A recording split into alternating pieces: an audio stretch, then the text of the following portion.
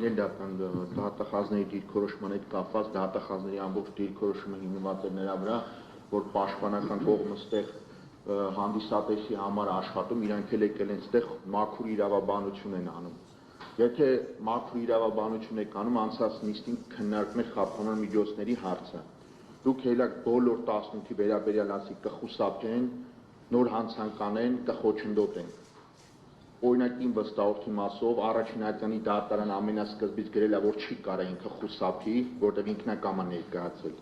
Վերաքննիչ դատարանը 2 անգամ հաստատել է, որ չի կարող նոր հանցանք կատարի, ու մենակ մնացել է խոչընդոտելը։ Եթե դուք մաքուր իրավաբանություն եք անում, հիմա ելեք ասեք, թե այդ մարդիկ ինչ եղանակով կարան գործի քննությանը խոչընդոտեն։ Այս արդեն որ երրորդ նիստն է, դուք հելում ասում եք, դուք սոփեստություն եք անում, մենք էլ ստեղ իրավաբաններ ենք, մխիթար գոշ է ստացել ենք, դա հաստատված է, որ մենք նորմալ բան հանգստացի։ Եմ ասում չակրինա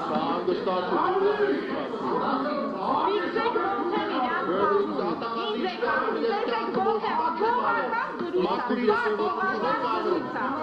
իրավաբանություն եք անում, ոչ կարա խոչընդոտեն։ Միան գործինյութերից միան նյութ ասեք, ասեք, որ այս լայց հետևումը կարանի։ Դատական ակտերով, հիմա որ դատական ակտերով հաստատել է, որ չի կարող կատարի։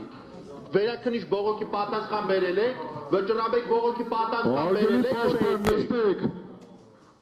Նստեք։ Ուրեմն հելնեք բառ չկա Հայաստանում, բառը աշխարհի մեջ չկա։ Երևի կանոնում հելնել բառ ընդհանրապես չկա։ Նորից եմ կրկնում,